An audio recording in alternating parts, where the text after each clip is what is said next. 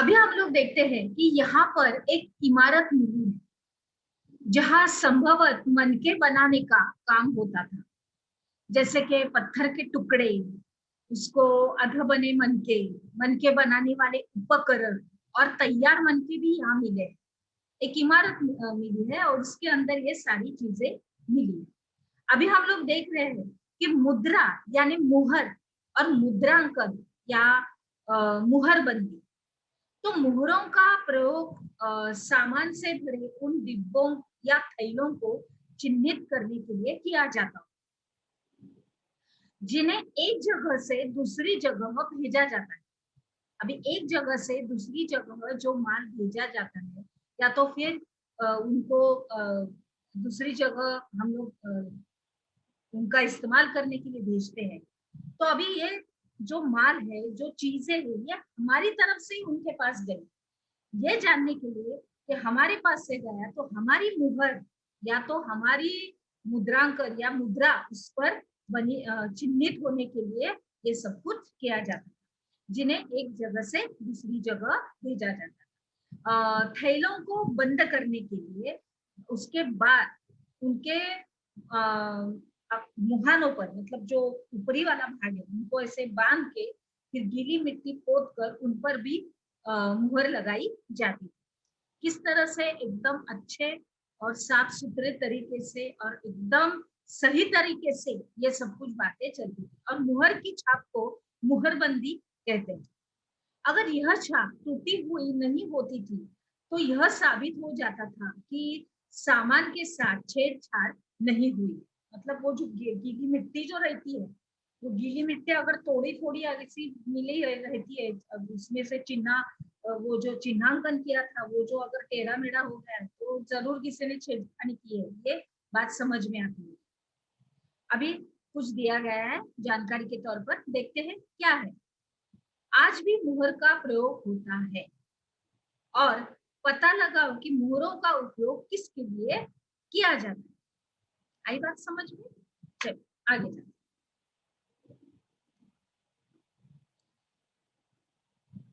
अभी हमें यहाँ से आगे दिया गया है कि सभ्यता के अंत का रहस्य। क्या है ये रहस्य? चलिए देखते हैं। लगभग 3009 साल पहले एक बड़ा बदलाव देखने को मिलता है। अचानक लोगों ने इन नगरों को छोड़ दिया। क्यों ऐसा हुआ? क्यों ना इतना भरा पूरा, एकदम समृद्ध और एकदम सुरक्षित ऐसे नगरों को लोगों ने अचानक क्यों छोड़ दिया?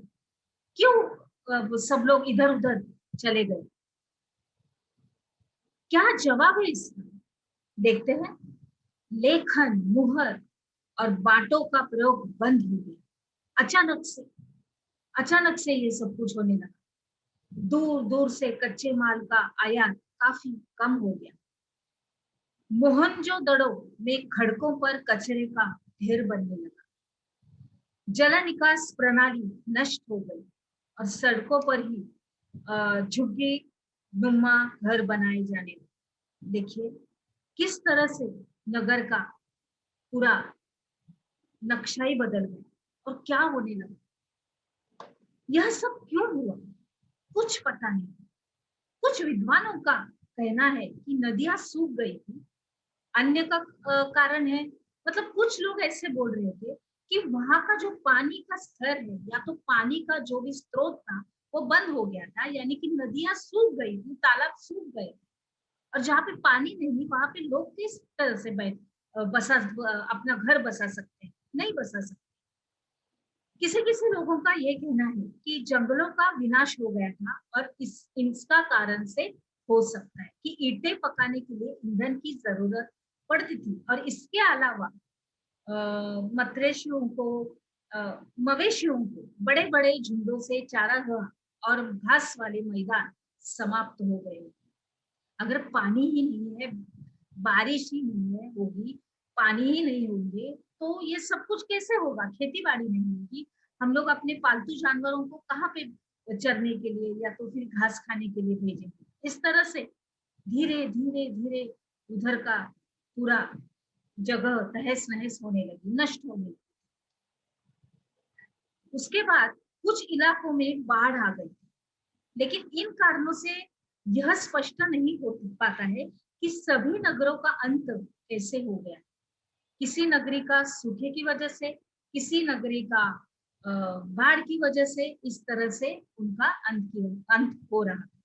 क्योंकि बाढ़ और नदियों के सूखने का जो असर है कुछ ही इलाकों में हुआ होगा। एकदम सही। प्रदेश बहुत बड़ा है तो कुछ जगह पे बाढ़ आई होगी, कुछ जगह पे सूखा पड़ा होगा। लेकिन ऐसा क्या हुआ था, जो पानी भी था उसी जगह में भी ऐसा हो गया कि सब कुछ नष्ट ही होने लगा, सब कुछ तहस नहस ही होने लगा। आगे जाते हैं। ऐसा लगता है कि शासकों का नियंत्रण समाप्त हो। जो शासक थे, जो नियंत्रण करते थे, जो नगर बनाते थे, नगरों की सुख सुविधा के लिए अच्छे अच्छे कुछ कुछ अच्छी अच्छी चीजें बनाए करते थे, वो शासक ही समाप्त हो गए। जो भी हुआ, परिवर्तन का असर बिल्कुल साफ दिखाई देता है। आधुनिक पाकिस्तान के मिस्र, सिंध, आधुनिक पाकिस्तान के सिंध और पंजाब, ये जो मिश्र जगह है, इनकी बस्तियां उजड़ गई और कई लोग पूर्व और दक्षिण इलाकों में नई और छोटी छोटी बस्तियों में जाकर बस गए। इसके लगभग 1400 साल बाद नए नगरों का विकास। क्योंकि एक जगह अगर नष्ट होती है तो अगर हम लोग सामान्य तौर पर देखें, अगर हम लोग आमतौर पर देखें तो नए नगर तो बसते ही है, पुराने नगर चले जाते हैं। ये तो हुआ ही, ये तो होता ही रहता है इस तरह से। तो इसके लगभग 1400 साल बाद नए नगरों का विकास हुआ और इनके बारे में तो आप लोग यानी मैं और आप अध्याय 5 और 8 में पढ़ोगे। अभी अन्यत्र में हम लोग देखेंगे कि अपने एटलास में ये मिस्र ढूंढो। नील नदी के आसपास इलाकों को छोड़कर मिस्र का अधिकांश भाग रेगिस्तान। मिस्र देश वो सब कुछ क्या है, रेगिस्तान है। लगभग 5000 साल से मिस्र में जो भी शासन करने वाले जो राजाओं थे, उनका जो सोना था, चांदी थी, हाथी दांत थे, लकड़ी थी, हीरे थे, जवाहरात थे, उनको लाने के लिए अपनी सेनाएं दूर दूर तक भेजी। इन्होंने क्या किया, बड़े बड़े मकबरे बनवाए जिन्हें पिरामिड कहते हैं। क्या कहते हैं, पिरामिड्स। उनका मकबरे, मकबरे का क्या मतलब है कि जो राजा मरता था तो वो राजा के साथ उसका प्रधानमंत्री, उसकी रानियां, फिर उनको जो मंत्रिमंडल था वो जो उसके राज्य में जो रहा करता था वो लोग, और उसके राजा की सारी पसंदीदा चीजें जैसे हीरे जवाहरात, सोना, चांदी, माल, सब कुछ उसके साथ रख के फिर उस मकबरे के अंदर चले जाते थे और फिर वो मकबरा बंद किया जाता। फिर उसके बाद वो लोग बाहर नहीं आते थे, फिर उसका लड़का उस राजा का फिर से शासक बन के फिर अगले जगह जगह पर जाके अपना राज्य चालू करता। इसको मकबरा यानी पिरामिड्स कहते हैं। अभी राजाओं के मरने पर उनके शवों को इन्हीं पिरामिडों में दफना कर, मतलब इन्हीं मकबरों में दफना कर सुरक्षित रखा जाता है और इन शवों को मम्मी कहा जाता है। क्या कहा जाता है, मम्मी। मेरे ख्याल से मम्मी पिक्चर तो आप लोगों ने देखा ही होगा। मम्मी पिक्चर में कैसे जब राजा को मरता है तो उसको पूरा ढक के उसको अच्छी तरह मसाले वसाले डाल के उसको बिठाते हैं उसकी तलवार के साथ, इस तरह से। मतलब वो जल्द से जल्द उसका शरीर का नाश न हो। थोड़े दिन के बाद तो नाश हो ही जाता है, उसकी हड्डियां ही बची रहती है, लेकिन फिर भी वो थोड़ा सा प्रयत्न करते हैं। उसके बाद उनके शवों के साथ और भी अनेक चीजें दफनाई जाती है। जैसे कि हम लोग देखते हैं कि इनके खाद्य पदार्थ, उनके पेय, वस्त्र, गहने, बर्तन, वाद्य यंत्र, हथियार और जानवर भी शामिल। कभी कभी शव के साथ उनके सेवक सेविकाएं को भी दफनाया जाता है। मैंने पहले ही बताया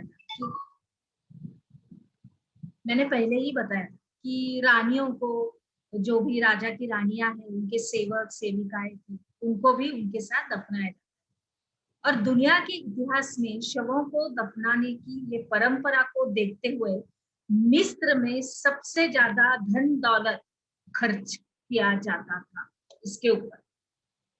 आई बात समझ में? पिरामिड का चित्र हमारे सामने है, और ऐसे भी आप लोग आपने सुना तो होगा पिरामिड के बारे में। क्या तुम्हें लगता है कि मरने के बाद इन राजाओं की इन चीजों की जरूरत पड़ती होगी? आपको इस प्रश्न का उत्तर अपनी कॉपी में जरूर जरूर लिखना है। चलिए आगे बढ़ते हैं। अभी आगे बढ़ने से पहले, कल्पना करो में जाने से पहले हम लोग यहीं पर रुक जाते हैं और हम लोग अपने अगले विभाग में प्रवेश करते हैं। चलिए